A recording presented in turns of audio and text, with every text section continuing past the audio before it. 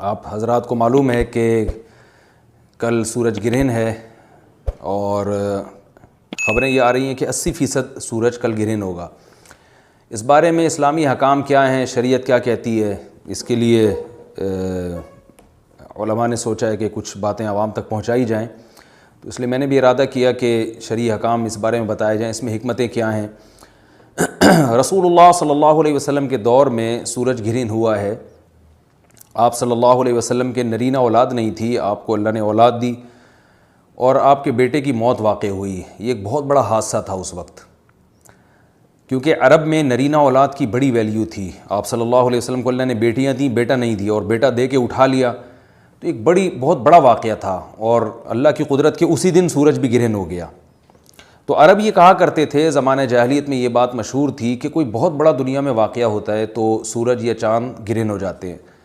इसी दिन सूरज भी ग्रहण हुआ तो ये बात फैल गई कि मोहम्मद सल्लल्लाहु अलैहि वसल्लम सैयदुल अंबिया रसूलुल्लाह सल्लल्लाहु अलैहि वसल्लम के बेटे की चूँकि मौत वाक़ हुई है इसलिए सूरज ग्रहण हुआ है। आप सल्लल्लाहु अलैहि वसल्लम ने इस बात की तरदीद फरमाई और आपने फरमाया, इन्न शम्स वल क़मरा आयतानी मिन आयातिल्लाह ला यनकसिफ़ानी बिमौति अहदिहिम, कि सूरज और चाँद अल्लाह की निशानियों में से एक निशानी है। ला यनकसिफ़ानी बिमौति अहदिहिम आयातिही, ना तो ये किसी की मौत की वजह से ग्रहण होते हैं, ना किसी की ज़िंदगी की वजह से। बल युख़व्विफ़ुल्लाहु बिहिमा इबादहु, अल्लाह इनके ज़रिए अपने बंदों को डराते हैं। ये बुखारी मुस्लिम की हदीस है, अपने बंदों को खौफज़दा करते हैं। तो ये अल्लाह की निशानियाँ हैं और आप सल्लल्लाहु अलैहि वसल्लम ने इस मौके पर नमाज का हुक्म दिया, अल्लाह के सामने आजिज़ी और इनकिसारी का हुक्म दिया। देखिए यहाँ एक बहुत अहम पॉइंट की बात है उन लोगों के लिए जो इस्लाम के ख़िलाफ़ हैं, जो मोहम्मद सल्लल्लाहु अलैहि वसल्लम सरवर दो आलम सैयदुल अंबिया सल्लल्लाहु अलैहि वसल्लम को सच्चा नबी नहीं मानते। उनके लिए इस हदीस में आप सल्लल्लाहु अलैहि वसल्लम की नबूवत की एक बहुत ज़बरदस्त दलील मौजूद है। एक वाक़या हुआ है आप सल्लल्लाहु अलैहि वसल्लम के बेटे की मौत का, और अरब ये वैसे ही कहा करते थे कोई बहुत बड़ा दिन होगा तो सूरज ग्रहण होगा। तो कोई भी शख्स जो झूठा नबी हो, आप ख़ुद बताइए कि क्या वो ऐसे मौके पे इस वाक़े को अपने हक़ में कैश नहीं कराएगा, और वो ये कहेगा नहीं कि मैं तो पहले ही कहता था कि मैं बहुत बड़ी शख्सियत हूँ और मेरे बेटे की मौत होना, एक पैगम्बर के बेटे की मौत होना है तो यकीनन ये इस अल्लाह की तरफ से एक निशानियाँ है, ये निशानी है सूरज का ग्रहण होना। ये बताने के लिए है कि वाकई ये बहुत बड़ा दिन है और मैं यानी ये बहुत बड़ा दिन इस एतबार से कि एक नबी के बेटे की मौत वाक़ हुई है। लेकिन आप सल्लल्लाहु अलैहि वसल्लम ने ये सब नहीं किया और आपने बताया कि सूरज और चाँद के ग्रहण होने का किसी की मौत या ज़िंदगी से कोई ताल्लुक़ नहीं। और आज साइंस ने भी साबित कर दिया है कि ये एक साइंटिफिक हकीकत है कि जब ज़मीन और सूरज के दरमियान चाँद आ जाए तो सूरज ग्रहण हो जाता है, और जब चाँद और सूरज के दरमियान ज़मीन आ जाए और सूरज की रोशनी चाँद तक ना पहुँच रही हो तो चाँद ग्रहण हो जाता है। तो ये एक इसमें इबरत की बात भी है उन लोगों के लिए जो आप सल्लल्लाहु अलैहि वसल्लम की नबूवत में शक करते हैं। अलबत्ता आप सल्लल्लाहु अलैहि वसल्लम ने इस मौके पर हमें हुक्म दिया कि अल्लाह से तज़र्रो और आजिज़ी और इनकिसारी की जाए, अपने गुनाहों की माफ़ी मांगी जाए। और नमाज आप सल्लल्लाहु अलैहि वसल्लम ने पढ़ी। इस पर भी बाज़ लोग इश्काल करते हैं कि ये जब एक नेचुरल प्रोसेस है तो इसमें इतना घबराने की, क्योंकि हदीस में आता है आप सल्लल्लाहु अलैहि वसल्लम बहुत घबराए, तो इसमें घबराने की क्या बात है। तो याद रखिए हर नेचुरल प्रोसेस जो एक आम मामूल से हट कर हो उसमें इंसान के लिए एक इबरत की बात होती है। हम देखते हैं रसूलुल्लाह सल्लल्लाहु अलैहि वसल्लम के दौर में जब तेज़ हवा चलती थी और बारिश से पहले हवा चला करती थी तेज़ हवाएं, तो आप सल्लल्लाहु अलैहि वसल्लम घबरा के मस्जिद की तरफ दौड़ते, आजिज़ी इनकिसारी करते, अल्लाह ताला से ये कहते कि अल्लाह तूने तो मुझसे वादा किया है कि जब तक मैं इनके दरमियान मौजूद हूँ तो इनको अजाब नहीं देगा। तो ये खौफ का गलबा था आप सल्लल्लाहु अलैहि वसल्लम पर। क्यों? वजह उसकी ये थी कि यही हालात कौम आद और कौम समूद पर भी आए हैं। कुरान में आता है ना, फलम्मा रअऊहु आरिज़म मुस्तक़बिल औदियतिहिम क़ालू हाज़ा आरिज़ुम मुमतिरुना बल हुवा मस्तअजलतुम बिही रीहुन फ़ीहा अज़ाबुन अलीम तुदम्मिरु कुल्ल शैइन बिअम्रि रब्बिहा फ़अस्बहू ला युरा इल्ला मसाकिनुहुम, कि वो बादलों को देख के कहने लगे ये तो एक मामूल के मुताबिक बादल हैं जो बरसेंगे और बारिश होगी। तो पैगंबर ने क्या कहा कि ये बारिश नहीं है बल्कि ये वो अज़ाब है जिसकी तुम जल्दी किया करते थे, और इसमें एक ऐसी हवा है जो अल्लाह के हुक्म से हर चीज़ को हलाक कर देगी। और फिर उन पर एक हफ़्ता अज़ाब आया और कुरान कहता है कि वो ऐसे पढ़ के हलाक हो गए कि फ़तरल क़ौम फ़ीहा सरआ कअन्नहुम आजाज़ु नख़लिन ख़ाविया, ए मुखातब अगर तू उनको देखता तो ऐसे लगता खजूर के तने हैं जो ऊँधे पड़े हुए हैं। तो ऐसे हवा ने उनको तहस नहस कर दिया। तो ये आम मामूल से हट के जब भी इस कायनात में कोई तग़य्युर आता है तो अल्लाह की निशानियों में से एक साइंटिफिक हकीकत भी है, उसकी एक लॉजिक भी है, लेकिन उसके साथ साथ अल्लाह की निशानियों में से एक निशानी भी है। और ऐसी निशानी है जिससे हमें डरना चाहिए कि अल्लाह ताला को इख्तियार है, वो जब चाहे सूरज की रोशनी छीन ले, चाहे किसी भी तरह से छीने। और ये भी एक साइंटिफिक हकीकत है जो आप सल्लल्लाहु अलैहि वसल्लम की नबूवत पर जिसने एक मोहर लगा दी है कि सूरज और चाँद का गिरहन होना, अगरचे इसकी एक लॉजिक है कि चाँद सूरज के सामने आ जाए तो सूरज गिरहन हो जाता है, लेकिन इस बारे में जो हमारी तहकीक है, जो साइंसदान कहते हैं कि ये वक्त इस यानी ख़तरे का वक्त होता है। सूरज से ऐसी ख़तरनाक रेज़ निकलती हैं जो नुकसान का सबब बन सकती हैं। तभी बाज़ हज़रात सूरज की तरफ देखने से भी मना करते हैं। और यानी निज़ाम में थोड़ी एक आम नॉर्मल रूटीन से हट के इस कायनात का निज़ाम चलता है, तो इसलिए ये इस कायनात के लिए, ज़मीन के लिए डेंजरस हो सकता है। और जो ग्रेविटी और जो कशिश का निज़ाम है उसमें भी खलल वाक़े होता है। तो ऐसा नहीं है कि ये बिल्कुल एक नॉर्मल कंडीशन होती है और इसका कोई नुकसान ही नहीं है, ये बिल्कुल गलत है। इसमें नुकसान का बहरहाल ख़तरा है और इस बात का इम्कान मौजूद होता है कि कुदरत इंसानों से इंतकाम ले या इंसानों को नुकसान पहुँचाए। और वैसे भी जिनके दिलों में अल्लाह का खौफ होता है वो तो वैसे ही अल्लाह के वहुम मिन खशियतिही, कुरान मजीद में अल्लाह ताला के इरशाद है कि मुशरिकीन बार बार ये सवाल पूछते थे क़यामत कब आएगी, कब आएगी। अल्लाह फरमाते हैं लेकिन जो मोमिनीन हैं उनको इससे गरज नहीं है कि कब आएगी। वल्लदीन आमनू मुशफ़िक़ून मिन्हा, वो तो क़यामत से घबराते हैं कि पता नहीं अभी ना आ जाए। तो जिसके दिल में अल्लाह का खौफ होता है उसके ज़िंदगी गुजारने का तरीक़ा कुछ और होता है। वो बात बात पे अल्लाह से डरता है, उसको अल्लाह से डरने का बहाना चाहिए, उसको तौबा का बहाना चाहिए।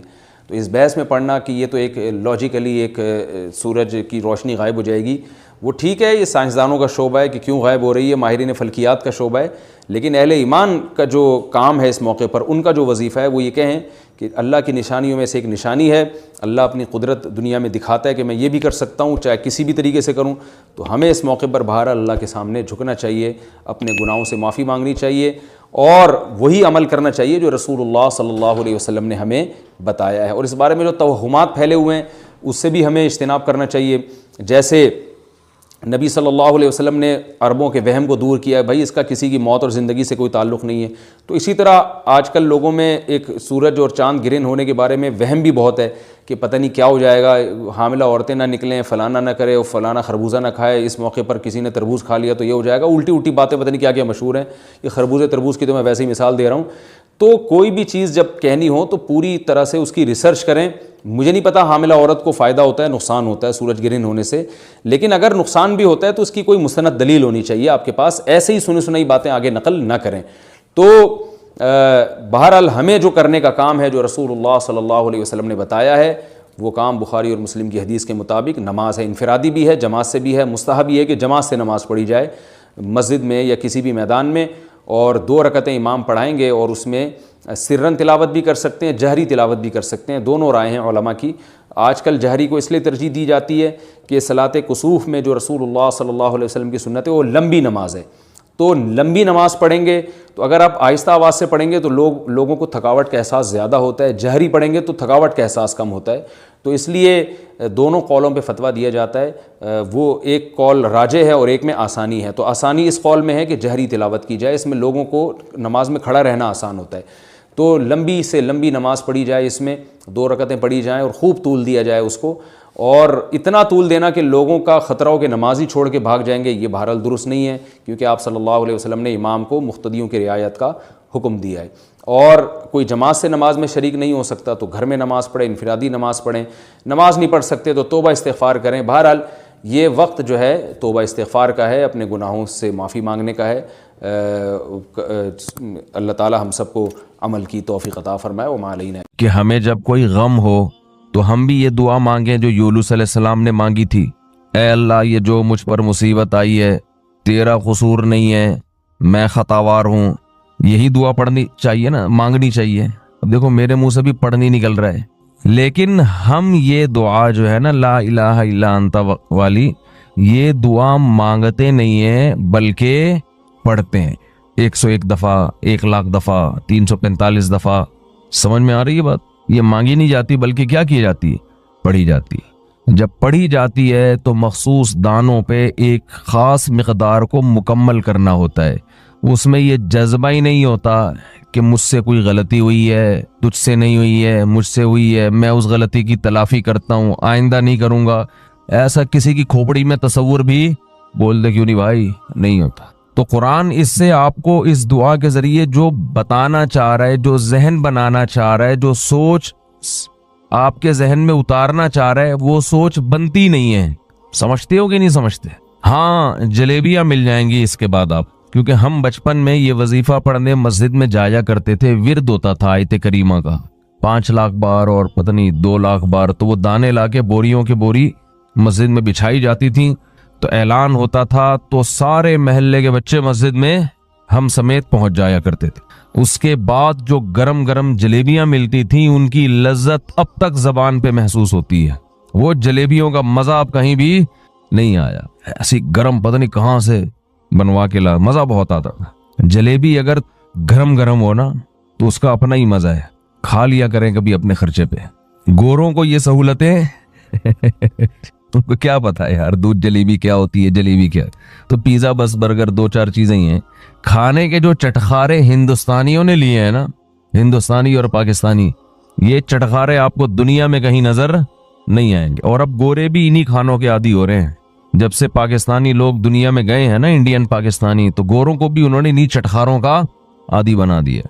तो खैर, तो यूनुस अलैहिस्सलाम ने फनादा फिज़ ज़ुलुमात, रात के अंधेरों में अल्लाह को पुकारा। समंदर के अंधेरा, मछली का पेट का अंधेरा। ज़करिया अलैहिस्सलाम को औलाद नहीं मिली, बीवी बूढ़ी हो गई, खुद भी बूढ़े हो गए। सारी जिंदगी अल्लाह से दुआ मांगते रहे, औलाद दे दे, औलाद दे दे, औलाद दे दे। रब्बी ला तज़रनी फ़र्दन व अंत खैरुल वारिसीन, ऐ अल्लाह मुझे अकेला मत छोड़, मुझे तन्हा मत छोड़, मुझे औलाद चाहिए।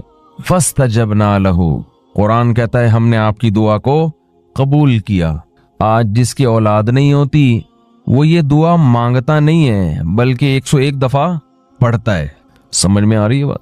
तो अल्लाह से दुआ का ताल्लुक कायम करो, करना चाहिए हमें। सबसे मजबूत बंदे और अल्लाह का जो रिलेशन है ना, ये दुआ के अलावा किसी चीज से नहीं बनता। लेकिन जो काम सबसे मुकद्दस होता है, उस शैतान रुकावट भी सबसे ज्यादा बोलो उसी में डालता है। शैतान आपको किसी इबादत से इतना नहीं रोकेगा जितना आपको दुआ मांगने से रोकेगा। आप हैरान होंगे कि मैं कैसी बातें कर रहा हूँ। शैतान तो दुआ मांगने से बिल्कुल नहीं रोकता। हाथ उठाओ, दुआ मांगो, यूं करो, सल्लल्लाहु ताला अला खैर खल्की बिरहमतिका या अरहमर राहिमीन, पतली गली से निकल लो। सुबह शाम 25 दफा मांग रहे हैं। मस्जिदों में भी मांगते हैं, इमाम 27वीं रात में भी होता है, होल सेल के हिसाब से दुआएं चल रही हैं। और हम कह रहे हैं कि शैतान आपको जितना दुआ से रोकेगा इतना किसी और काम से। शैतान क्या करता है, दुआओं से हटा के कहाँ लगा दिया, वजीफ, ये पढ़ लो, इतनी दफा ये पढ़ लो, ये पढ़ लो। हाँ, तो मैं ये कर रहा था कि जितना दुआ से अल्लाह का कुर्ब मिलता है, ताल्लुक बनता है, इतना किसी और इबादत से नहीं बनता। तो शैतान सबसे ज्यादा रुकावट जो डालता है ना, वो दुआ में डालता है। दुआ नहीं मांगने दो इसको। तो मैं कह रहा था, आप कहेंगे कि इतने तो मांगी जाती हैं दुआएं सुबह शाम। असल में यही मसला है, मांगी नहीं जा रही, पढ़ी जा रही हैं। मांगी बोलो नहीं जा रही, पढ़ी जा रही। मांगने का स्टाइल वो होता है जो भिखारी आपसे जब भीख मांगता है। देखो ना मस्जिदों में कैसे खड़े होके मांग रहे होते हैं, कैसी पहले तमहीद बांधता है और तमाम हजरात से गुजारिश है 2 मिनट के लिए मेरी बात सुन ले। सबको अपनी तरफ मुतवज्जे करेगा, फिर रोना शुरू कर देगा।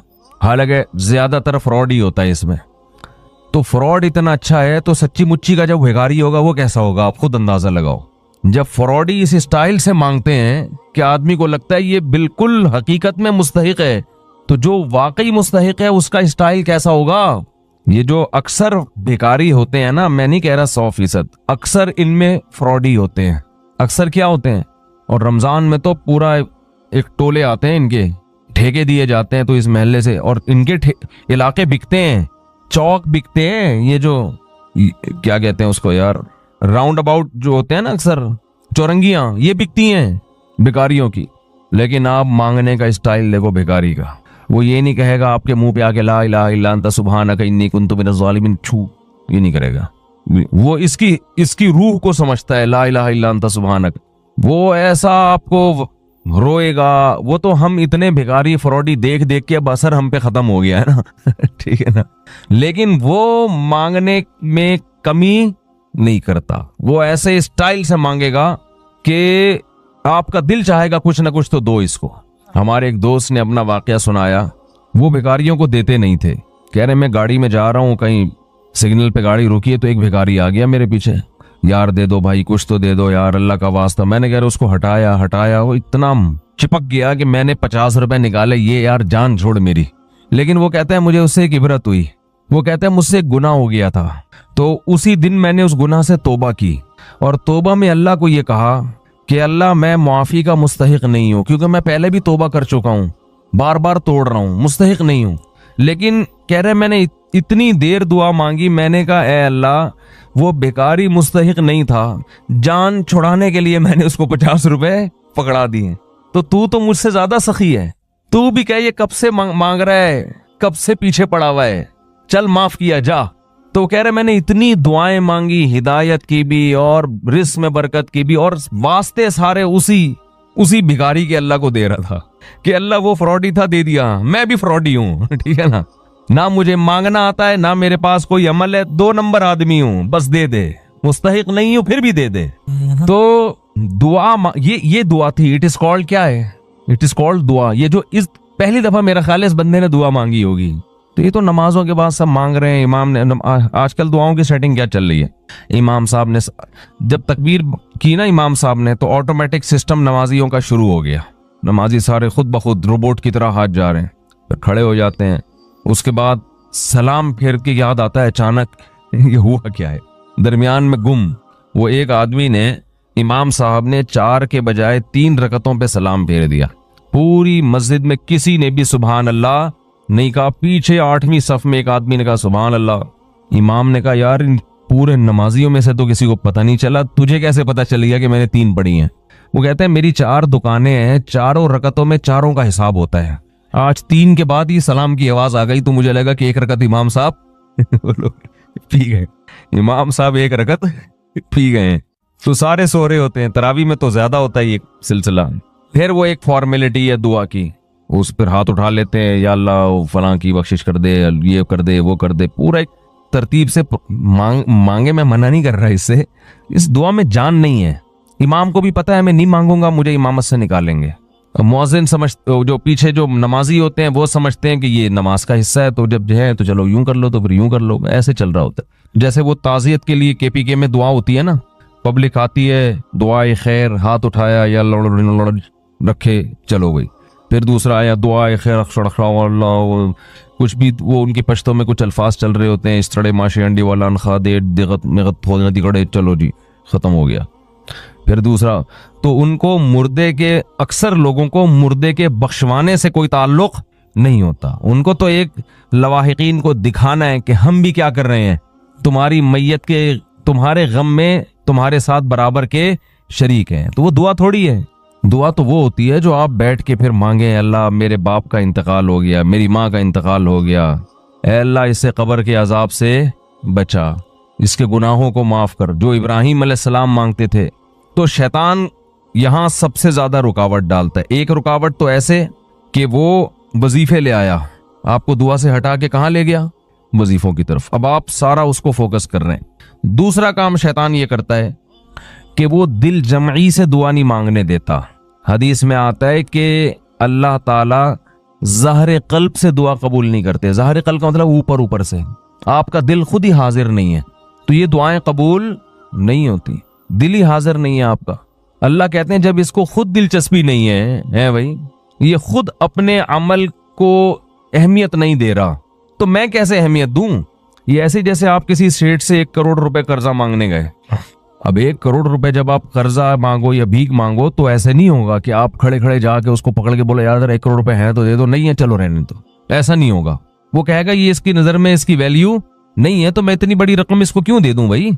तो उसके लिए आप कैसी तमहीद बांधोगे, सर मैं आपसे मिलना चाहता हूँ, काम है, 6 आदमियों को और भी ले जाओगे सिफारिशी बना के, बहुत लंबे रोगे तो आंसू बहाओगे, जरूरत है, ये है वो है।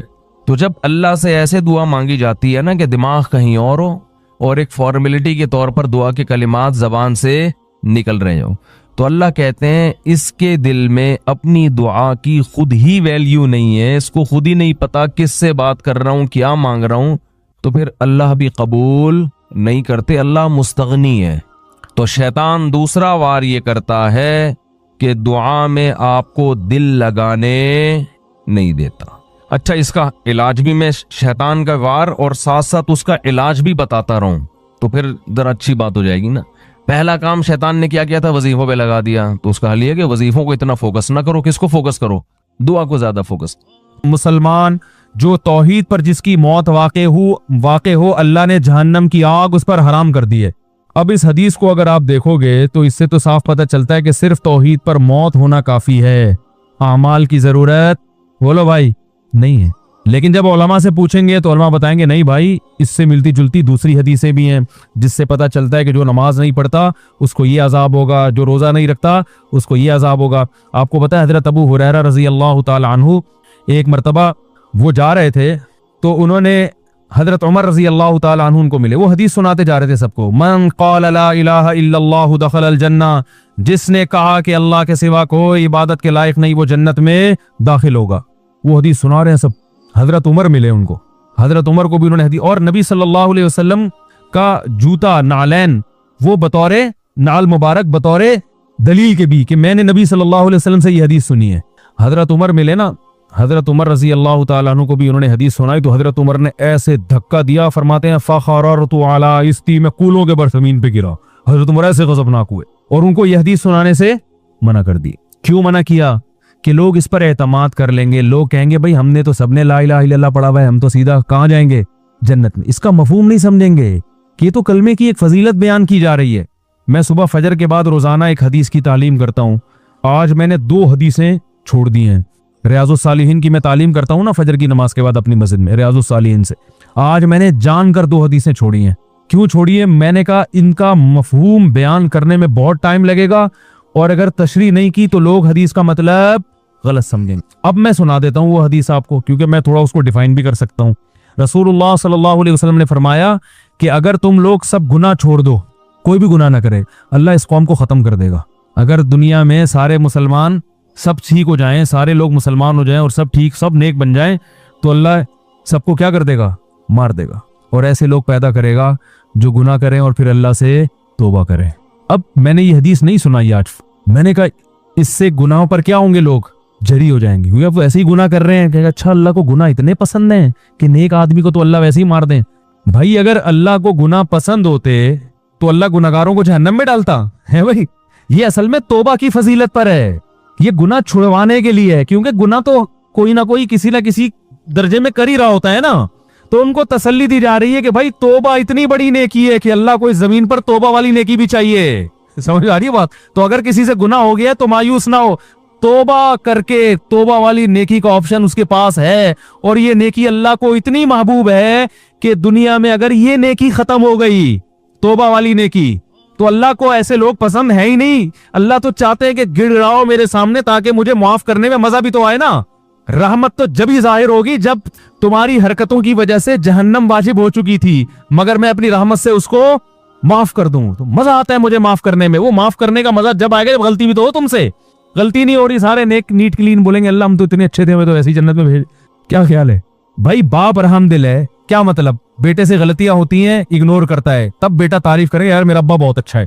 अगर आप सुबह शाम अब्बा अब्बा करते रहते हो, हर वक्त अब्बा की खिदमत में, अब्बा के पांव दबा रहे हो, अब्बा की शलवार इस्त्री कर रहे हो, अब्बा की कमीज इस्त्री कर रहे हो, अब्बा की पगड़ी इस्त्री, अगर पगड़ी पहनते हैं आजकल के अब्बा पगड़ियां कहाँ पहनते हैं, तो पैंट इस्त्री की आपने अब्बा की, सारा ख्याल हर वक्त अब्बा मेरे अब्बा मेरे अब्बा। तो अब्बा ने भी आपसे जरा तमीज से बात कर ली, मेरा बेटा बहुत अच्छा, तो आप बोलोगे भाई हम भी अब्बा के साथ इतने अच्छे हैं तो अब्बा भी हमारे साथ जाहिर अच्छा ही। आजकल कौन अब्बा के साथ अच्छा होता है? तो मैं जब इतना अच्छा हूं तो अब्बा का इतना हक तो बनता है कि हमें भी अब्बा अप्रिशिएट करें।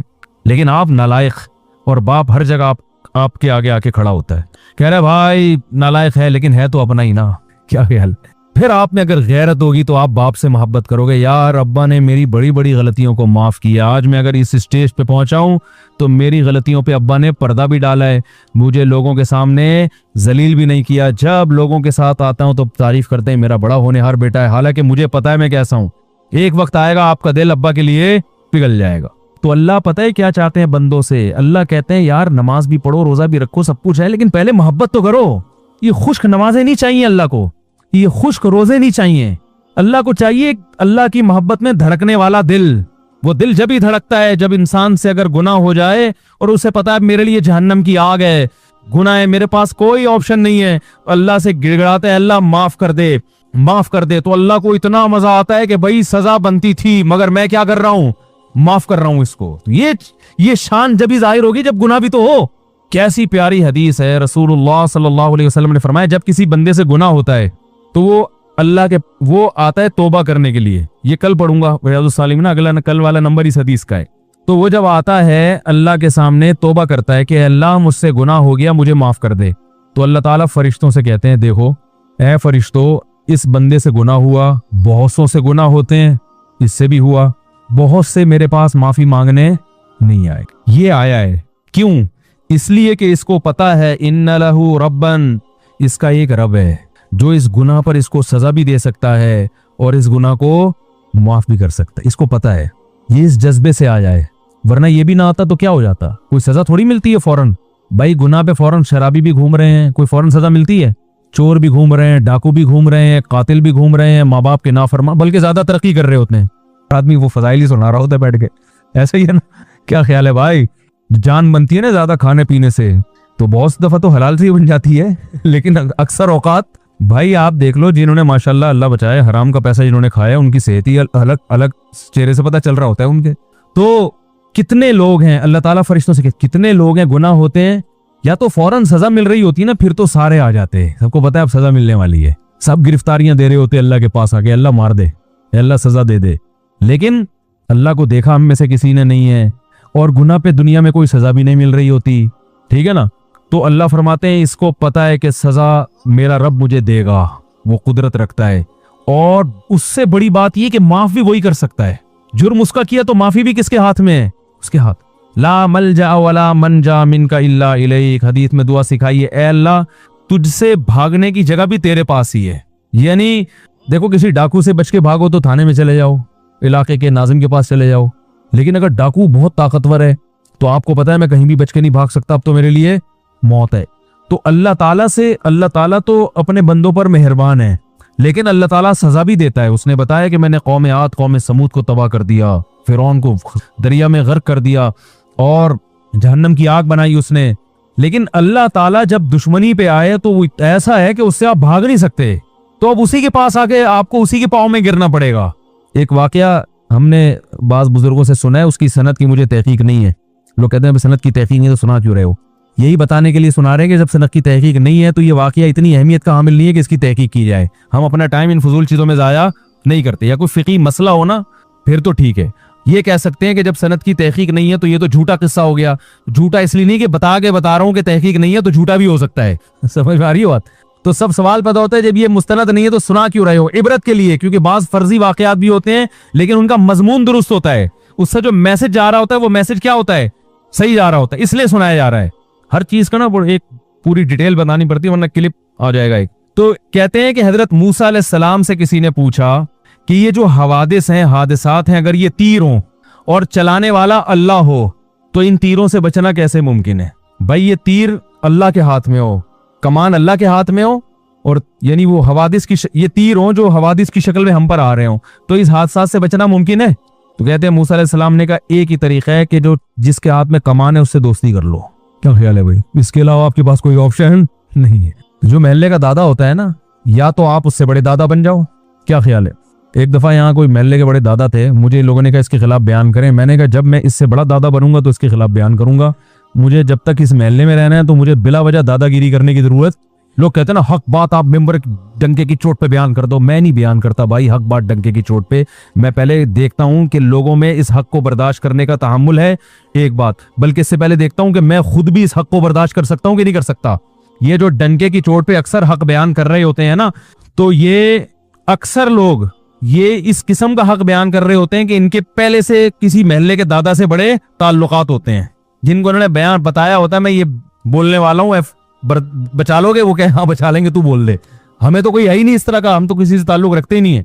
हाँ, किसी के खौफ से गलत बयानी करना हराम है, यानी आप किसी महल्ले के दादा के डर से गलत बात उसके बारे में बता दो या झूठी तारीफें शुरू कर दो या लालच में आके लोगों को गलत गाइड करो, ये हराम है। खामोशी की शरीयत ने इजाजत दी है, गलत बयानी की शरीयत ने इजाजत नहीं दी है।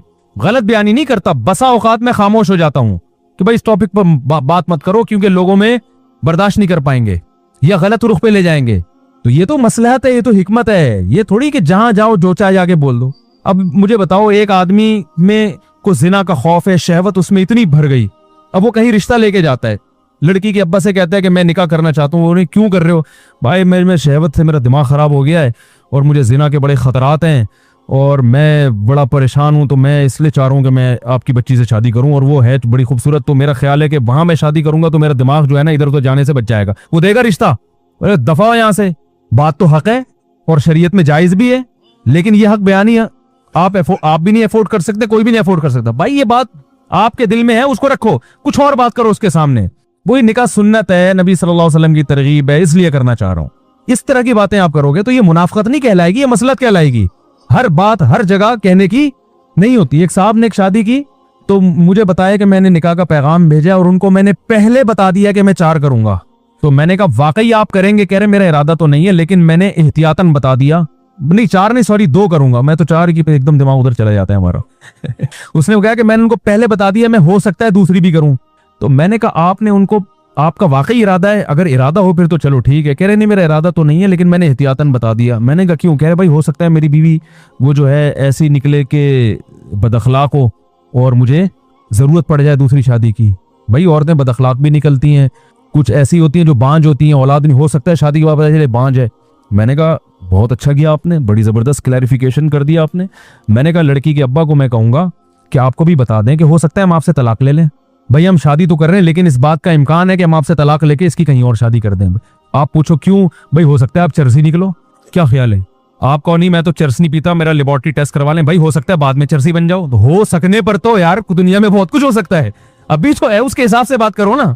मैंने कहा आपका इरादा है नहीं, खाम में वो रिश्ता तोड़ दिया उन्होंने। वो बिल्कुल सही किया लड़की के अब्बा ने, बहुत अच्छा किया तोड़ के। मैंने कहा कोई भी होता रिश्ता तोड़ता है बिला वजह, हो सकता है हो सकता है। एक साहब थे वो पोलियो के खतरों के बहुत खिलाफ थे, मेरे दोस्त थे क्या हैं अभी भी।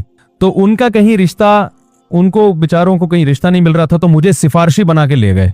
कहीं कोई लड़की का रिश्ता आया उनके लिए, तो मुझे सिफारिशी बना के ले गए कि आप भी चलें, थोड़ा था आप थोड़े से मशहूर आदमी हैं तो मेरी सिफारिश कर दिएगा तो चांस ज्यादा है। मैंने कहा चल भाई ठीक है ले चलते हैं। हम चले गए वहां, तो वो लड़की के वालिद भाई वगैरह आके बैठे, मुझे बड़ी इज्जत दी उन्होंने। मैंने कहा हमारे दोस्त हैं, निकाह करना चाहते हैं आपकी बच्ची से, इस सिलसिले में हम हाजिर हुए थे। उन्होंने कहा ठीक है जी, भी एजुकेशन क्या है वगैरह वगैरह जो पूछा जाता है। इस दौरान फिर वो जब बात मुकम्मल हुई तो वो कहने लगे देखें मैं जब निकाह करूंगा तो मैं पहले ही एक बात बता दूं कि मैं बच्चों को पोलियो के खतरे नहीं पिलाऊंगा। अबे मैं सर पकड़ के बैठ गया यूं करके। अब मैं उसको यूं इशारा भी नहीं कर रहा कि मैं यूं करूंगा तो वो बोलेंगे ये आपस में इनका पहले से कोई प्री प्लान है कि मैं यूं बोलूंगा तो तू यूं बोलना। अब मैं देख नहीं रहा उसकी तरफ।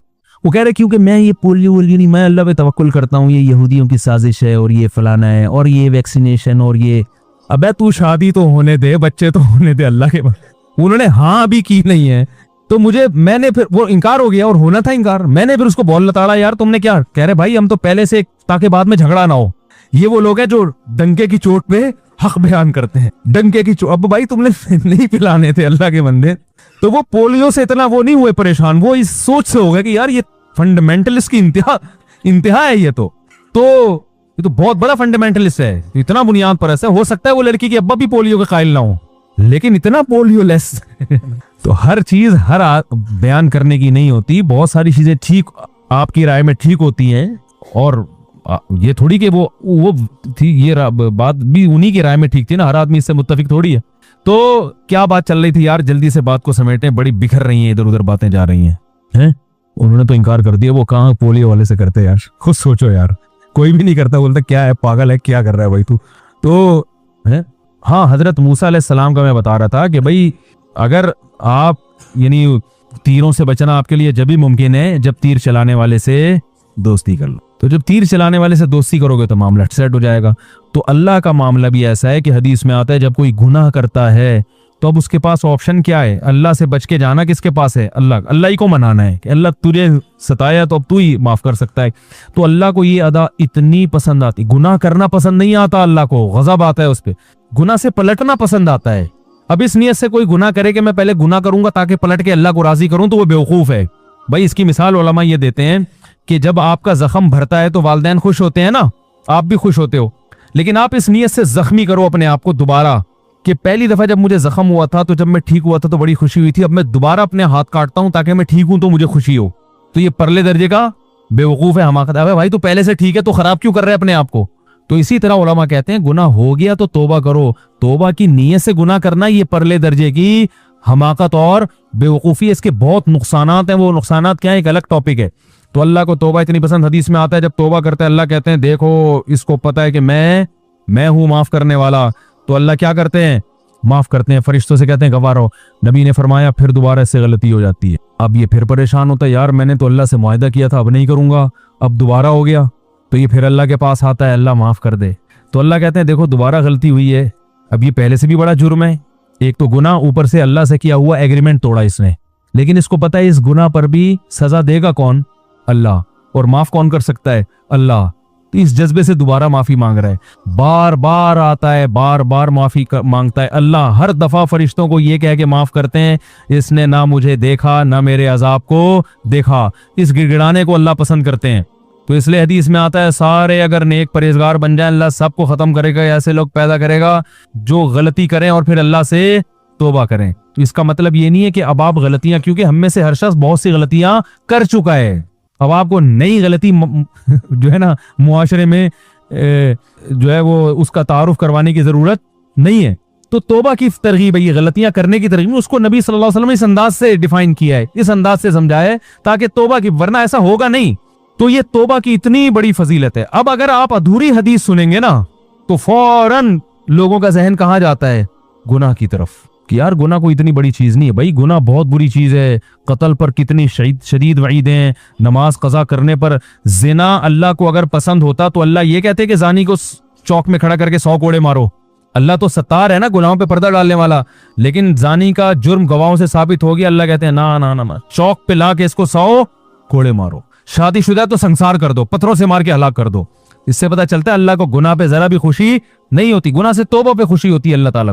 तो मैं ये अर्ज कर रहा था कि चाहे हदीस हो, चाहे मेडिकल साइंस की कोई खबर हो, चाहे सियासत की कोई खबर हो, या मुल्क में कोई ऐसी खबर हो कि ये होने वाला है, तो वो खबर हमेशा मुताल्लिका उमूर के जो माहिरीन हैं उन तक लौटाई जाएगी, उनसे रिसर्च की जाएगी। आप बताएं डॉक्टर साहब, ये जो गुर्दों के बारे में खबर आई है कि इंसान के 3 गुर्दे होते हैं और व्हाट्सएप पे बड़ी घूम रही है, आप इससे मुत्तफिक हैं या नहीं है?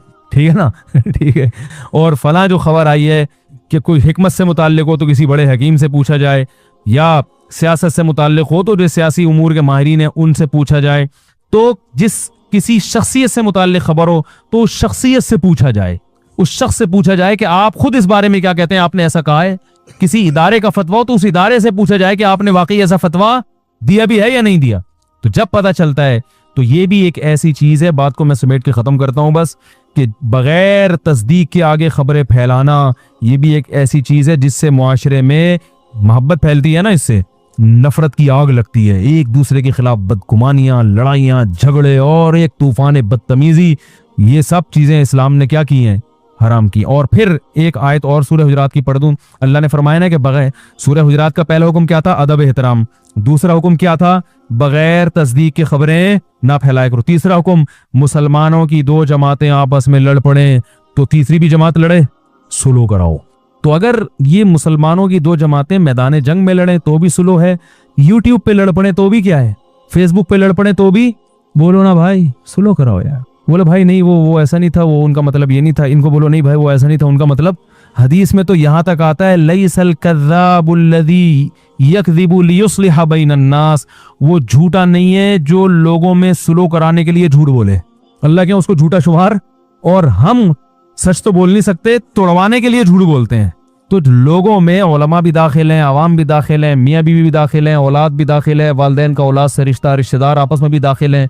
तो इसमें तो हमें झूठ, अगरचे बहुत से उलमा किराए सरी झूठ मुराद नहीं है, इससे गोल मोल कलाम, वो कुछ और मतलब समझे, आप कुछ और। तो इसकी जब हमें इजाजत, क्या तरगीब दे दी गई है, तो झूठ बोल के लड़वाने की, बगैर तहकीक की खबरें फैला के लड़वाने की कहां से हमें इजाजत होगी। तो इसलिए अल्लाह ने फरमाया इन्नमल मुमिनूना इख्वतुन फास्लिहू बैना अखवैकुम, मोमिनीन आपस में भाई हैं, इनके दरमियान आपस में सुलह कराओ। और आगे फिर अल्लाह ने बहुत सारे अहकाम दिए, तजस्सुस मत करो, टोह में मत लगो किसी की, कोई निजी जिंदगी में क्या कर रहा है इसमें मत घुसो। कहाँ जाता है वो, ऑफिस से आने के बाद लेट घर क्यों आता है, किधर जा रहा है, मैं जरा देखूं ये बंदा जाता कहाँ है। वो तुम्हें क्या करना है यार, कहाँ जाता है भाई। एक आदमी ने किसी से पूछा तेरी बीवी बदसूरत है खूबसूरत है, उसको गुस्सा आया कि तू क्यों पूछ रहा है, कह रहा है जनरल नॉलेज के लिए। तो जनरल नॉलेज के लिए के उन्वान से घरों में घुस रहे हैं लोग, निजी जिंदगी में। नबी सल्लल्लाहु अलैहि वसल्लम ने फरमाया अगर कोई शख्स तुम्हारे घर में झांके, अभी घुसा नहीं है, झांके परमिशन के बगैर, फरमाया उसकी आंख पे पत्थर मारो, उसकी आंख फोड़ दो।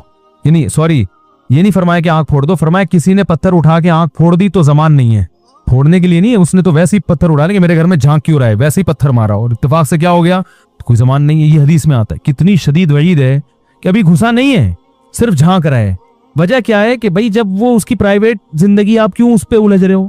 और आप बताओ, हमारे यहाँ यूट्यूब पे जब किसी को इज्जतों को उछाला जाता है तो उनके घरेलू हालात डिस्कस किए जाते हैं कि नहीं। अबे फला ने अपनी बीवी को तलाक दे दी है, पता है क्यों दी है, अबे फला तो फला की लड़की को लेके भाग गया, अबे ये जो फला ने शादी की, मुझे पता है सेटिंग की शादी है ये भाई इतनी बातें घरों में घुस रहे हैं, रैकियां कर रहे हैं, ये कहां से आ रहा है, किधर जा रहा है, ये क्या कर रहा है, ये क्यों कर रहा है, ये निजी जिंदगी लोगों की तबसरा। अच्छा, फिर उसमें भी ये अक्सर ये क्या होता है कि ये जो मशहूर लोग होते हैं ना, इनकी मियाँ बीवी में अलहदगी होती है तो इनकी औरतें आके फिर क्लिप रिकॉर्ड करवाती हैं, इंटरव्यू देती हैं, मेरे मियाँ ने ये जुल्म किया, मेरे मियाँ ने ये जुल्म किया। लोगों ने मियाँ को गालियां दी हुई होती है नीचे। ओ भाई, ये तुम्हें क्या पता किया भी है कि नहीं किया।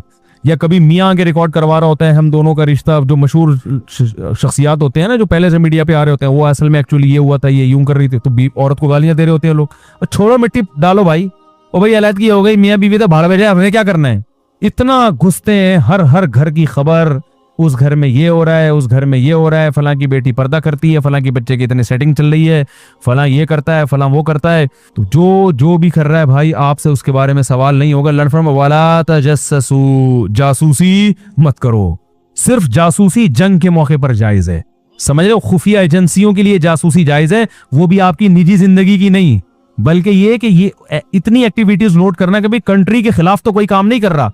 एजेंसी वाले गड़बड़ पता है क्या करते हैं, वो आपकी जो जैसे इसको किसी ऑफिसर ने जिम्मेदारी लगाई ना कि फला मौलाना साहब आजकल बड़े चहक रहे हैं, देखो कहीं एक रॉ का एजेंट तो नहीं है, ये कहीं जो है ना कोई और मुल्क के खिलाफ तो नहीं है, जरा इसकी तहकीक करो। वो एजेंसी वाला क्या करेगा, निजी जिंदगी में घुस जाएगा, आपके लैपटॉप निकाल के आपकी बीवी की तस्वीरें देखना शुरू कर देगा। और क्या करेगा, वो हर वो सारे घरेलू राज जानने की कोशिश में इसका गलत फायदा उठा रहे हो।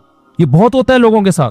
कोई मशहूर शख्सियत है, कोई सियासतदान है, उसके बारे में इंक्वायरी एजेंसी वाले करते हैं तो इतनी महदूद नहीं रखते कि भाई बस इतना देख लो मुल्क के खिलाफ है नहीं, उसके घर में घुसने की क्या जरूरत है तुम्हें। मैं पहले मेरे पीछे एजेंसीज बहुत लगती थी, अब तो शुगर है उनको इत्मीनान हो गया, ये मुल्क के खिलाफ नहीं। हम खुदा की कसम बहुत सौ से ज्यादा इस मुल्क से मोहब्बत करते हैं, और ये सिर्फ हवाई दावे नहीं है। हम अगर वो अपनी कुर्बानियां बताएं कि हमने इस मुल्क के लिए क्या किया तो वो एक अलग टॉपिक शुरू हो जाएगा। हकीकत में इस मुल्क से हमारे उलमा ने हमें ये सिखाया है कि ये मुल्क है तो हम हैं, इस्लाम है। अगर ये मुल्क खत्म हो गया तो जैसे बगदाद का सुकूत हुआ था ना, उससे इस्लाम को फायदा हुआ, नुकसान हुआ। उसके बाद खिलाफत उस्मानिया का खात्मा हुआ, उसके बाद मुगलिया सल्तनत का खात्मा हुआ, फिर खिलाफत उस्मानिया, फिर उस सबसे पहले हुई खिलाफत बगदाद खत्म। बगदाद की खिलाफत के बाद मुसलमानों पर दूसरा जवाल आया, उंदलुस की खिलाफत खत्म हुई है। उसके बाद मुसलमानों पर जवाल आया बर्रे सगीर पर, मुगलिया सल्तनत की वाट लग गई, खत्म हो गई। फिर जवाल आया, खिलाफत उस्मानिया खत्म हुई। अब बड़े बड़े माहिर उलमा से मैंने सुना है कि अब अगर इस्लाम एक पावरफुल हैसियत में कहीं है तो वो पाकिस्तान में है। यानी जिसकी एक पावर है ना, एक पावरफुल आर्मी है जिस मुल्क के पास। सऊदी अरब के पास आर्मी नहीं है, तुर्की के पास आर्मी है, मगर वहां इस्लामी शियार इतने ज्यादा नहीं है। 50% तैयब उर्दुगान जब तक है तो है, अगर अल्लाह न करे उसको शिकस्त हो गई तो फिर लिबरल हुकूमत आ जाएगी। बिल्कुल ही, यानी उनके आइन में इस्लाम नहीं है। हमारा तो आइन इस्लामी है भाई, हम तो इससे पीछे नहीं हट सकते। ठीक है, दर्जनों खराबियां हैं, लेकिन आइन में ही पहली शिक है कि कुरान और सुन्नत के मुनाफी कोई कानून नहीं बनेगा। आगे जितनी कानून साजी होगी इसके मुताबिक होगी, वो अगरचे नहीं हो रही लेकिन रीढ़ की हड्डी में इस्लाम शामिल हो गया है। तो हमारा ये अकीदा है कि अब अगर अल्लाह न करे पाकिस्तान को कुछ हुआ तो ये ऐसा सुकूत होगा कि उसके बाद उठने के काबिल नहीं रहेंगे। बहुत सारे मुल्क मुसीबतों से पाकिस्तान की वजह से बचे हुए हैं। तो वो क्या होता था कि मेरे घर आके बैठते थे और क्या कर रहे हैं, दराजों में घुस रहे हैं, अलमारियों में घुस रहे हैं। ओ भाई तुम दराजों में अलमारी में क्यों घुस रहे हो? तुम बिलफर्ज अगर एजेंसी के आदमी हो, तुम्हें हुकूमत ने ये, मेरे 10-15 साल पुरानी बात है जब दहशतगर्दी उरूज पर थी ना, तो वो उनकी जिम्मेदारी भी थी, देखें जो मशहूर लोग हैं जरा उनको। तो भाई ठीक है आप घुसो, लेकिन ड्रॉज में क्यों घुस रहा है भाई तू? यहाँ के बम रखा हुआ होगा कि यहाँ पे वो क्या है, अपनी ठरक। एजेंसियों ने उनके जिम्मे ये टुच्चे होते हैं, छोटे छोटे जो होते हैं ना, घूम रहे होते हैं। एजेंसी में जो ऑफिसर है उसने उनको यहां तक जाने की इजाजत नहीं दी होती, लेकिन वो अपनी जाति के राज पे मुत्तले हो जाऊं किसी तरह, फिर मैं जाती तौर पे ब्लैकमेल करूंगा। समझ रहे हैं ना? कंप्यूटर में घुस रहा है, कभी क्या क्या कर रहा है, क्या मैं अंदाजा हो जाता है बंदा ठीक नहीं है। ये भी मुमकिन है एजेंसी का ना हो, वैसे ही कोई बंदा आ गया हो, आप किसी को मेहमान के तौर पे कमरे में बिठा के जाएं और वो आपकी ड्रॉजें खोल खोल के चेक करना शुरू कर दे। आप चाय बनाने के लिए गए और वो, तो ये घटिया और नीच हरकत है या नहीं है? भाई तुम्हें यहाँ बिठा गए हैं, तमीज से बैठो यार। ड्रॉज खोल के देख रहा है और जो है वो कंप्यूटर खोल के देख रहा है। आप किसी को मोबाइल पकड़ा दो, फौरन इनबॉक्स में जाके मैसेज पढ़ना शुरू कर देगा वो। तो ये है ला तजस्ससू। अल्लाह फरमाते हैं जासूसी सिर्फ उसकी होगी जो जिसके बारे में आपको खतरा है कि मुल्क के खिलाफ तो नहीं जा रही है, तो उसकी भी जासूसी इतनी होगी जितनी मुल्क के दिफा के लिए जरूरी है। उसकी खतने चेक करना शुरू कर दें आप बैठ के बाकायदा। भाई चलो खतने इस नीयत से कि कहीं ऐसा ना हो कि वहां का एजेंट हो, वो भी चलता है। तो ये कर रहे हैं लोग ये काम। तो ये है तजस्सुस, ये इस्लाम में क्या है, हराम है। एक दफा क्या हुआ, हमारे पड़ोस में ना खिड़की खुलती है, यानी हमारे मेन गेट से दूसरी तरफ, वो हमारी खिड़की नहीं, उनकी खिड़की हमारी तरफ खुलती है, हमारे घर की तरफ नहीं, दरवाजे की तरफ। तो उधर टीवी चल रहा था। अब एक खातून आई, उनकी नजर खिड़की में बड़ी फिल्म चल रही है या टीवी चल रहा है या क्या, वल्लाहु आलम, अक्सर फिल्में ही चल रही होती है टीवी में। वह उनको अंदाजा हो गया टीवी चल रहा है। अब वो हमारे घर में घुसी, मिलने के लिए आई थी। अब वो ना, अब उनको ये नहीं पता कि ये साथ कमरा हमारा नहीं है, हमारे पड़ोसियों का है। अब उनको ये तजस्सुस, मुफ्ती साहब का घर है और क्या चल रहा है यहाँ पे, टीवी। अब मेरे घर वाले मुझे बता रहे हैं कि टिक के बैठी नहीं है वो, उनको यही फिक्र कि यार वो वाले कमरे में जाऊं जहां, कह रहे उनकी एक्टिविटीज से मुझे अंदाजा हो, कभी यूं जा रही है, कभी यूं झांक रही है, कभी यूं झांक रही है, कभी ऐसे करके देख रही है। तो हमारे घर वाले कहते हैं मुझे अंदाजा हो गया जो पड़ोसियों का टीवी है ना, इससे इनको गलतफहमी हो रही है। और क्योंकि कमरे साथ मिले हुए हैं तो ये समझ नहीं कि मुफ्ती साहब के घर में इधर मिंबर में बैठ के टीवी के खिलाफ तकरीरें करते हैं और घर में क्या चल रहा है, टीवी चल रहा है। तो घर वालों ने उनको बता दिया कि ये जो आप यूं कर रही है ना, ये उनका टीवी, हमारा नहीं है, दोबारा जाके अच्छी तरह से देख लें, ऐसा ना वहां जाके खबरें फैलाने। तो भाई अगर बिल आपको घर में बुलाए चाय के लिए, चाय पियो, पतली गली से निकलो, आप झांक झांक के यूं करना, यूं करना, यूं करना, कितनी घटिया हरकत है। ये चल रहा है मार्केट में, और ये अगर सफाई ना होती तो उनको तो ये हो जाना था। तो हमें तो शरीयत ने सिखाया है अच्छा गुमान। बस ये एक वाकया सुना के बयान खत्म करता हूँ। मैं बचपन में तबलीग वालों के साथ कहीं गश्त कर रहा था, हमने एक साहब को आते हुए देखा, घर में दाखिल हुए हमारे सामने, हम उनके पीछे पहुंच गए, अमीर साहब ने दरवाजा बजाया, एक बच्चा आया, जी कौन? उन्होंने कहा भाई फलां साहब हैं जो अभी हमारे सामने घुसे थे, वो उस बच्चे के अब्बू थे। बच्चे ने कहा भी बताता हूँ, पूछता हूँ मैं। वो गया अंदर, आके कह रहा है वो घर पे नहीं है, हमारे सामने घुसे हैं वो। तो अमीर साहब, देखो ये होता है तब तबलीगी जमात की जो कामयाबी की वजह है ना, ये बेसिक उसूल है, ये बुनियादी उसूल हैं जिसकी वजह से वो पूरी दुनिया में फैल गए। सिर्फ जबान से कहते नहीं है, जो कह रहे हैं उस पर अमल भी है। तो अमीर साहब ने कहा, अमीर साहब को अंदाजा हो गया कि भाई ये बदगुमानी हो रही है इन सबको। तो उन्होंने कहा देखो मुसलमान, हम तबलीग करने निकले हैं ना, तो पहले खुद तो अमल करें। खुद अमल में क्या है कि किसी के खिलाफ बदगुमानी, कुरान में अल्लाह फरमाते हैं मत करो, अच्छा मामिल तलाश करो। तो उन्होंने कहा वो यहाँ से आए हैं, पीछे भी दरवाजा है, जो मैं अक्सर बयान में कहता हूँ ना पतली गली, तो भाई चौड़ी गली के साथ पतली गली भी तो होती है ना। भाई वो आए हो, पानी पियाओ और उस दरवाजे से निकल के बाहर चले गए हो। तो बच्चे ने आके कहा हो कि भाई नहीं है घर पे, तो ऐन मुमकिन है, और वाकई ऐसा होता भी है। बाज़ दफा इंसान भागा भागा एक दरवाजे से आता है, घर में पानी पिया या वॉशरूम गया और दूसरे दरवाजे से फौरन निकल गया। तो मुझे उनका ये जुमला बहुत अच्छा लगा इस वाकये में। 12-13 साल का था उस वक्त, तो उस वक्त से मुझे ये वाकया जहन से निकलता नहीं है। ये है कि इन्ना बाज़-ज़न्नि इस्मुन, ए ईमान वालों बदगुमानी मत करो, अक्सर गुमान बुरे होते हैं, गुनाह मिलता है उस पे। अच्छा महमिल तलाश करो भाई, कि जरूरी थोड़ी झूठ बोल रहा हो, लेकिन हम क्या करते हैं, 99% इम्कान होता है कि सच बोल रहा है, लेकिन 1% चांस होता है झूठ बोला, तो हम कहते हैं छोड़ू एक नंबर का वो झूठ, अबे हमें पता है झूठ बोल रहा है ये। जल्दी सवाल के जवाब दे देते हैं भाई। मेरे भाई ने अपनी अहलिया को 3 तलाक दी, अब कहते हैं कि हलाला कर लिया, लेकिन हमने कोई तस्दीक नहीं की, क्या तस्दीक कराना जरूरी है? भाई देखो, एक आदमी अगर अपनी बीवी को 3 तलाकें देता है, पहली बात तो गुनाह करता है, इकट्ठी 3 तलाकें देना जायज नहीं है, लेकिन तलाकें वाकई हो जाएंगी। इसमें मैं पूरा मुदल्लल अभी क्लिप भी रिकॉर्ड करवाने वाला हूँ इंशाल्लाह। एक चैनल पे रिकॉर्ड करवा चुका हूँ, मगर वो चैनल मशहूर नहीं है तो कोई सुनता ही नहीं, उस दोबारा से रिकॉर्ड करवाऊंगा। मेरे ये इल्मी बयानात होते, ये जो मेरे बयानात होते हैं ना, ये वाज़ो नसीहत है, इस पर किसी के इल्म को ना परखा करें आप बैठ के, समझ रहे हो? जो मेरे जो तहकीकी बयानात हैं या मेरी तहकीकी मकाले हैं वो अलग हैं, उसका स्टाइल बोलो भाई अलग होता है। उनको मकाले मेरे पढ़े आप, रिसर्च पे तहकीकी जो मकाले मैंने लिखे हैं, उसके बाद आप फैसला करें कि कुदूरी पढ़ाने की ताकत है या नहीं। हो सकता है मैं बिल्कुल कुदूरी भी ना पढ़ा सकता हूं, लेकिन आप पहले रिसर्च कर लें, उसके बाद आप फैसला करें। वाज़ो नसीहत वाले बयानात से नहीं परखा जाता किसी की इल्मियत को, वो तहकीकी मैदान वो अलग होता है। अच्छा मेरे भाई, तो याद रखो, जिसने भी 3 तलाकें दी बीवी को, तो तलाकें दे के पहली बात तो बुरा काम किया, 3 जायज नहीं है। फिर औरत ने अगर हलाला किया है तो ये प्री प्लान हलाला था तो हराम है।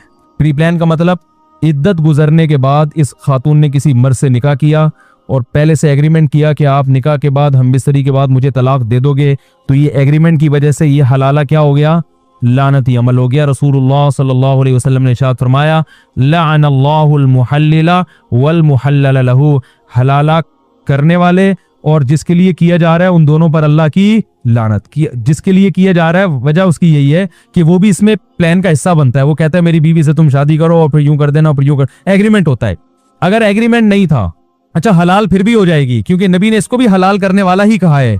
जिस हलाले पर लानत की है, लानत तो होगी, लेकिन बीवी तलाक के बाद पहले शौहर के लिए हलाल बहरहाल हो जाएगी। ये हदीस से पता चलता है, क्योंकि आपने फरमाया हलाल करवाने, मुहल्लिल कहते हैं हलाल करवाना, हलाला करवाना तो हमने बताया ना, लाअनल्लाहुल मुहल्लिला, नबी ने फरमाया वो शख्स जो इस औरत को पहले शौहर के लिए हलाल करे उस पर भी लानत, और जिसके लिए हलाल किया है उसके उस पर भी। पता है हलाल तो हो गया ही ना, नहीं आई बात मेरा ख्याल है, लेकिन गलत तरीके से किया है तो इस अमल पर लानत होगी, मगर हलाल हो जाएगी। अभी इस औरत के लिए दूसरे शौहर से तलाक लेने के बाद, इद्दत के बाद पहले शौहर से निकाह हलाल हो जाएगा। ये तो हदीस से पता चल रहा है, समझ में आ रही है बात?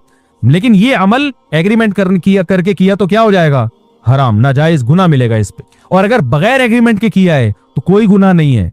लोग हर किस्म के हलाले को लानत का अमल कहते हैं, ये तो कुरान के खिलाफ है। कुरान में अल्लाह का इरशाद है, फ़इन तल्लक़हा, मर्द अगर ज़ौजा को तीसरी तलाक दे दे, फला तहिल्लु लहू मिन बादु हत्ता तनकिहा ज़ौजन गैरा, तो ये औरत इस तीसरी तलाक के बाद पहले शौहर के लिए हलाल नहीं है जब तक कि ये किसी दूसरे मर्द से निकाह ना कर ले। और हदीस में आता है सिर्फ निकाह नहीं बल्कि हमबिस्तरी भी हो। आगे कुरान कह रहा है फ़इन तल्लक़हा, इसके बाद अगर चाहे वो फौरन बाद हो, 1 साल के बाद हो, 20 साल के बाद हो, कुरान ने ऐसी कोई शर्त नहीं लगाई है।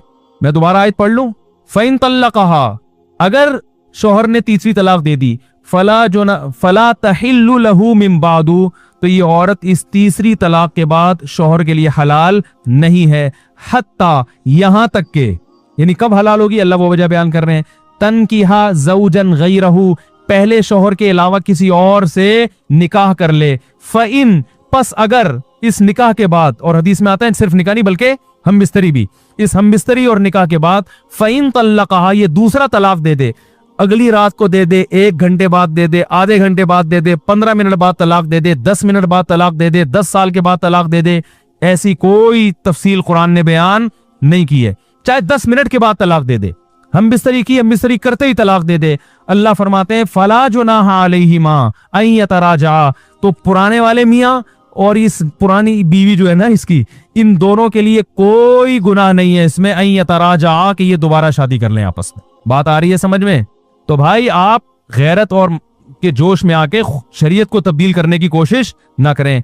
बहुत से लोग क्या करते हैं, वो 3 तलाकों का जहां मसला है बोल हलाला तो लानत है, हलाला तो ये है, तो हलाला करवा दिया, हलाला कर। ओ भाईजान, अगर ये हलाला लानती अमल होता तो कुरान क्यों इसको बयान करता? हदीस में लानत है, कुरान में इसकी इजाजत है, तो पता चला हदीस वाला हलाला कुछ और है, कुरान वाला हलाला कुछ और है। प्री प्लान हलाला है, वो लानत है। प्लान यानी प्री प्लान से मुराद एग्रीमेंट नहीं है। तो फिर अगर दूसरा शौहर हमबिस्तरी करने के फौरन बाद तलाक दे दे तो भी औरत पहले शौहर से निकाह कर सकती है। बात आ रही है समझ में? अच्छा, ये भी जायज है कि औरत ने पहले से एग्रीमेंट नहीं किया, शौहर दूसरे शौहर हैं, जब बीवी से हमबिस्तरी की तो औरत के लिए ये भी हलाल है कि फौरन तलाक मांग भी ले। इसके नाजायज होने की भी कुरान और सुन्नत में कोई दलील नहीं है। तलाक औरत अगर बगैर किसी रीजन के मांगे ना अपने शौहर से तो गुनाह है। ऐसी औरतों को मुनाफिकात में शामिल किया गया है जो जन्नत की खुशबू भी नहीं पाएंगी। लेकिन अगर किसी रीजन की वजह से मांग रही है तो इस्लाम में ये गलत, बोलो ना भाई, नहीं है। तो ये भी एक रीजन है कि मैं अपने पहले शौहर के पास जाना चाहती हूं क्योंकि मेरे उससे बच्चे हैं, तो ये रीजन है एक। भाई मेरी यादें उसी से वाबस्ता हैं। सवाल पैदा जब उससे थी तो मुझे निकाह क्यों किया? भाई इसलिए किया कि उससे इजाजत नहीं है निकाह करने की, आपसे इजाजत थी तो आपसे कर लिया। बात आ रही है समझ में?